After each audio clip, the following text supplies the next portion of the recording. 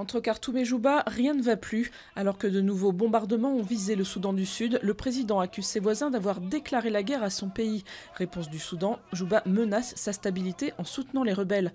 9 mois après l'indépendance du Sud, la frontière entre les deux pays a vu depuis fin mars une escalade de la violence. Ziad Takieddine mis en examen pour blanchiment aggravé dans le volet financier de l'affaire Karachi. L'homme d'affaires franco-libanais l'a annoncé lui-même à sa sortie du pôle financier du tribunal de grande instance de Paris. Déjà mis en examen pour complicité et recel d'abus de biens sociaux et faux témoignages, il dénonce un acharnement ridicule de la justice.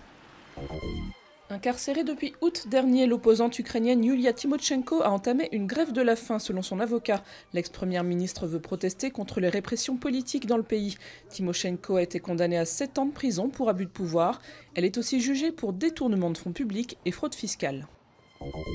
Ils étaient des milliers à défiler à Erevan à l'occasion du 97e anniversaire du génocide arménien sous l'Empire ottoman. Si elle reconnaît des massacres, la Turquie rejette le terme de génocide. Ankara ne reconnaît qu'entre 300 000 et 500 000 morts. L'Arménie, elle, en compte 1,5 million. Et si c'était l'humour qui faisait la différence entre les finalistes de la présidentielle? Pour les y aider, le magazine de BD franco-belge Spirou a concocté un numéro spécial tout en impertinence. Son titre, qui pourrait très bien être un slogan électoral, Sauver la France. On a envoyé évidemment ce numéro à tous les candidats français en espérant qu'ils puissent y puiser de nouvelles idées pour renouveler évidemment leur discours entre le premier et le deuxième tour. On verra si ça marche.